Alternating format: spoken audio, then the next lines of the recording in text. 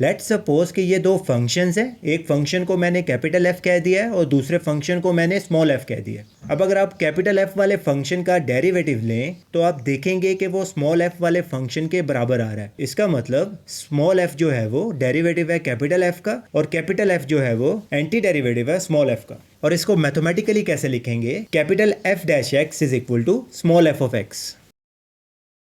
अगर आप इस फंक्शन का डेरिवेटिव लेंगे तो वो इक्वल आएगा 3x² - 5। अगर आप इस फंक्शन का डेरिवेटिव लेंगे तो वो भी इक्वल आएगा 3x² - 5। इसी तरह अगर आप इस फंक्शन का डेरिवेटिव लेंगे तो वो भी इक्वल आएगा 3x² - 5। लेकिन जब आप इस फंक्शन का एंटी डेरिवेटिव लेंगे तो आप देखेंगे कि आपको एक से ज़्यादा फंक्शंस मिल रहे हैं। इसका मतलब एक फंक्शन के एक से ज़्यादा भी एंटी डेरिवेटिव्स हो सकते हैं। तो इन जनरल हम कहेंगे कि स्मॉल एफ ऑफ एक्स जो है वो डेरिवेटिव है कैपिटल एफ ऑफ एक्स का और कैपिटल एफ ऑफ एक्स जो है वो एंटी डेरिवेटिव्स हैं स्मॉल एफ ऑफ एक्स के। और एंटी डेरिवेटिव्स की वैल्यू निकालने के तरीके को बोलते हैं anti differentiation. Capital f of x का डेरिवेटिव लिया था तो वो किसके इक्वल आया था? स्मॉल एफ ऑफ एक्स के। इसका मतलब डी बाई डी एक्स जो है वो ऑपरेटर है डिफरेंशिएशन का। इसी तरह स्मॉल एफ ऑफ एक्स का एंटी डेरिवेटिव लिया था तो वो किसके इक्वल आया था? Capital f of x plus c के। इसका मतलब एंटी डेरिवेटिव किसका ऑपरेटर है? एंटी डिफरेंशिएशन का, जिसको हम इंटीग्रेशन भी बोलते हैं। और इस पूरी एक्सप्रेशन को क्या बोलते हैं? Indefinite integral. सर्कल का एरिया निकालने के लिए फॉर्मूला होता है πr²।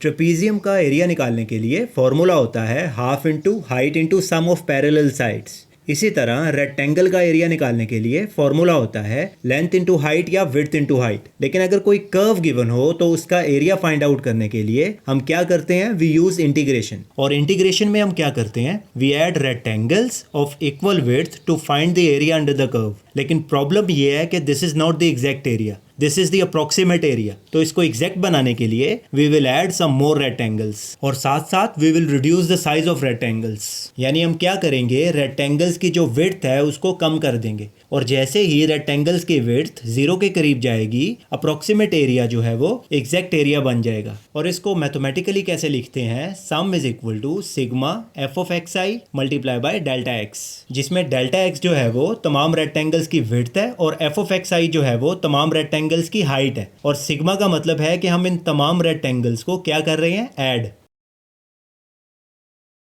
लेट्स सपोज कि ये एक फंक्शन है और हम इस फंक्शन का एरिया फाइंड आउट करना चाहते हैं from interval a to b below the curve and above the X axis. मतलब हम क्या करना चाहते हैं? ये वाला एरिया फाइंड आउट करना चाहते हैं। तो सबसे पहले हम इस फंक्शन के ग्राफ को रेक्टेंगल्स में डिवाइड करेंगे। यानी हम क्या कर रहे हैं? इसकी पार्टीशन कर रहे हैं। और इन तमाम रेक्टेंगल्स की विड्थ क्या है? Delta x. फर्स्ट रेक्टेंगल की हाइट क्या है? F of x not. और इसकी विड्थ क्या है? Delta x. तो इसका एरिया निकालने के लिए हम फॉर्मूला यूज करेंगे हाइट इंटू विड्थ यानी F of x not multiply by delta x. इसी तरह सेकंड रेक्टेंगल का एरिया फाइंड आउट करने के लिए हम क्या फॉर्मूला यूज करेंगे? F of x one multiply by delta x. और इसी तरह अप टू सो ऑन। और इस पूरे फंक्शन का एरिया निकालने के लिए हम इन तमाम रेक्टेंगल्स को क्या करेंगे? ऐड।